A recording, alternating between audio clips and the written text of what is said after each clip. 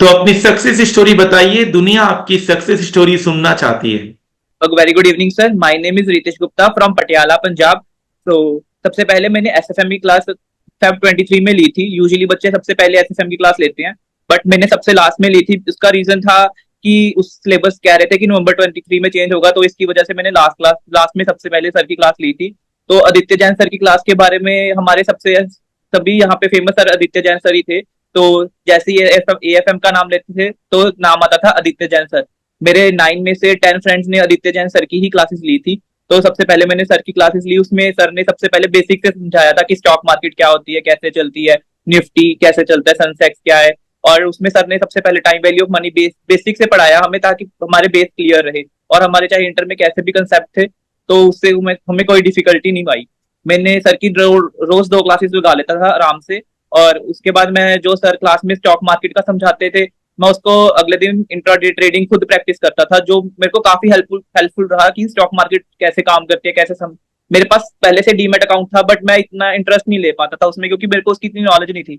But मेरे को sir की क्लासेस लगाने के बाद एक तो मेरा इसमें इंटरेस्ट बन गया, और एक प्रैक्टिकल अंडरस्टैंडिंग भी होगी कि सब्जेक्ट में है क्या।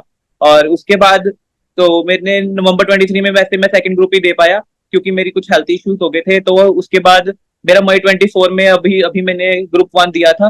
ग्रुप 1 में सबसे पहले मैंने फेब में सर 10 डेज में रिवीजन करी थी एएफएम की। उसके बाद मैंने मार्च में करी थी 5 डेज, और उसके बाद 5 डेज करी थी मैंने अप्रैल में।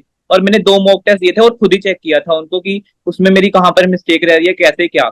उसके बाद मैंने कैसे पढ़ता था, जो सर की क्लासेस लगाता था ना, तो पहले मैं खुद ही मतलब जब सर कंसेप्ट करवा देते थे तो क्लास को स्टॉप कर देता था, और जो क्वेश्चन होते थे ना बुक से, पहले मैं खुद ट्राई करता था और फिर सर की क्लास रिज्यूम करता था, ताकि मेरे को पता चले कि मेरा माइंड उसी डायरेक्शन में वर्क कर रहा है या कुछ और सोच रहा है।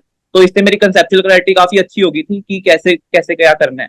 और पेपर के पहले कैसे किया, मैंने मैंने ना हर मतलब चैप्टर के 5 और 6 क्वेश्चन मार्क कर लिए थे। तो जैसे जैसे वो मतलब मेरे को सबसे डिफिकल्ट लगते थे, तो उसी उसी वे में मैं बस वही 5 और 6 क्वेश्चन सॉल्व किए थे, और मेरे को काफी मतलब सब, और लकीली मेरा पेपर भी 2 आवर्स में कंप्लीट हो गया था। उसका रीजन था कि सारे ditto questions A to Z question sir की बुक में से ही थे, और थ्योरी क्वेश्चन भी सभी बुक में से ही थे। बट वो एक क्वेश्चन था गिफ्ट सिटी वाला, शायद मेरे को लगता है उसी में ही कमी रहेगी, उसमें 4 मार्क्स का क्वेश्चन था, वो मेरे को इतना अच्छे से नहीं आता था।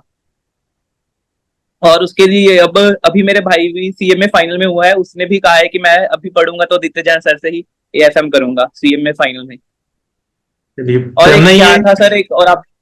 जी सर। और एक क्या है कि आपकी क्लासेस में ना सर वो सब्जेक्ट के रिलेटेड नॉलेज नहीं और एक्स्ट्रा नॉलेज भी काफी मिल गई। एक तो स्टॉक मार्केट की मिल गई, और एक सर जो है एनआईएसएम के कोर्सेज की। मेरे को इसके रिगार्डिंग कुछ भी नॉलेज नहीं थी। अभी जब एग्जाम्स हुए तो मैंने सबसे पहले 2 कोर्सेज दिए। एक तो मेरा इन्वेस्टर सर्टिफिकेट वाला हुआ था, जिसमें मेरे 47 मार्क्स आए हैं 50 में से, और 86 मार्क्स आए हैं म्यूचुअल फंड डिस्ट्रीब्यूटर के एग्जाम में 100 में से। तो इसका क्रेडिट भी सर आपको ही जाता है, क्योंकि इसके रिगार्डिंग तो मुझे कोई भी नॉलेज नहीं थी। सभी आपकी क्लासेस में जो बताया उसको फॉलो किया, और उसके रिगार्डिंग रिजल्ट ये रहा। Very good.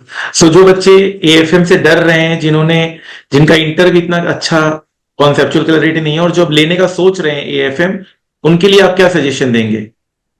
सर एक मैं बताना चाहूंगा कि जैसे ग्रुप 1 है ना, ग्रुप 1 में ऑडिट काफी डिफिकल्ट है। उसमें मार्क्स हम चाहकर भी, मेरे को ऐसे था कि मेरे ऑडिट में 60+ आराम से आ जाएंगे, क्योंकि मेरा पेपर काफी अच्छा हुआ था। फिर भी मैं 50 में रह गया। तो मैं कहना चाहूंगा कि जिसने भी लेनी है ना सर की क्लासेस लो, क्योंकि उसमें इन डेप्थ स्टडी है, और एएफएम ही हमारा मतलब ग्रुप 1 निकाले, एग्रीगेट निकालने में हमारी मदद कर सकता है।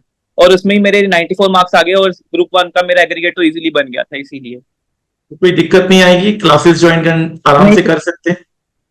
सर, आपने पहले ही इतना इन डेप्थ कराया हुआ है कि मेरे को कोई भी दिक्कत नहीं आई, मेरे को कोई डाउट नहीं आया। कंसेप्चुअल क्लैरिटी बिल्कुल एकदम बेस्ट रही सर। कैसा फील हो रहा है all India highest marks secure करके?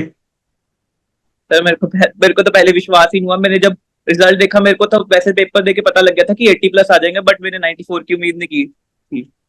तो और एक्चुअली डेफिनेट मेरे को, हाँ जी सर, मेरे को पता भी अभी अब 2 दिन के बाद पता लगा कि मेरे ऑल इंडिया हाईएस्ट 94 मार्क्स हैं।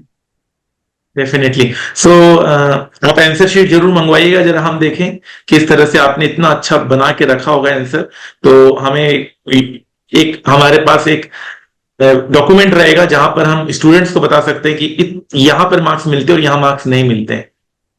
हाँ जी सर, मैंने आरटीआई के लिए अप्लाई कर दिया है। जैसे ही आ जाएंगे मैं आपको कॉपीज फॉरवर्ड कर दूंगा सर। और आपके लिए भी एक अचीवमेंट वाली बात है ये। हाँ जी जी सर, जी जी।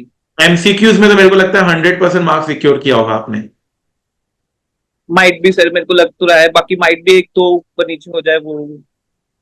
और आपने और भी पेपर्स दिए हैं अपार्ट फ्रॉम एएफएम? आपने सेबी के भी एग्जाम्स दिए हैं? हाँ जी सर, मैंने एनआईएसएम के अभी रिसेंटली 2 दिए हैं, अभी रिसर्च एनालिस्ट वाला मेरा पेंडिंग है, अभी मैंने वो देना है सर इसके बाद। तो उसमें भी आपने अच्छा स्कोर किया है?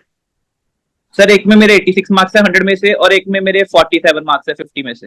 Great great. मतलब आप दूसरे स्ट्रीम में भी, दूसरे एग्जाम्स में भी आप फाइनेंस, मतलब आपको लगता है फाइनेंस के लिए पैदा हुए थे। आई एम वेरी फॉर्चुनेट कि जी आप जैसे स्टूडेंट्स मुझे मिले और मुझे आपको पढ़ाने का मौका मिला, और आप इतना अच्छा आप निखर कर आ रहे हैं कि आगे चलकर फाइनेंस कंपनीज भी आपको देख रही है।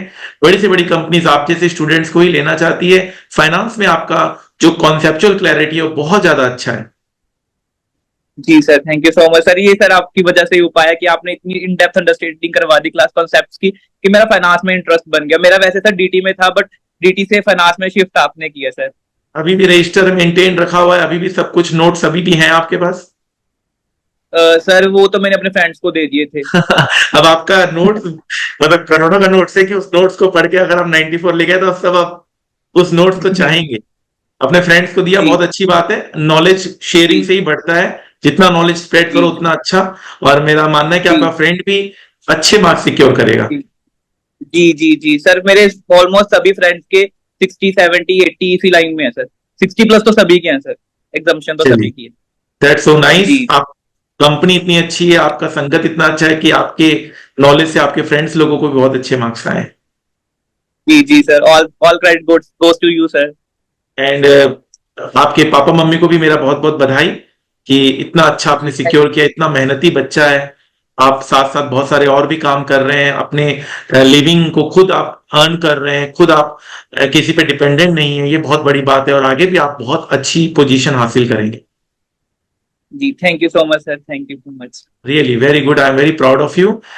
जब भी दिल्ली आओगे आप जरूर मिलिएगा। आई विल लव टू जी मीट यू। एंड आई, आपका प्राइस ड्यू है। आपको प्राइस, जी आपका नाम का रखा हुआ है। आप जब भी आएंगे आपका प्राइस आपको मिलेगा। Okay, thank you so much sir. Thank you so much. Thank you very very much. Wish you all the best. Thank you sir. survive.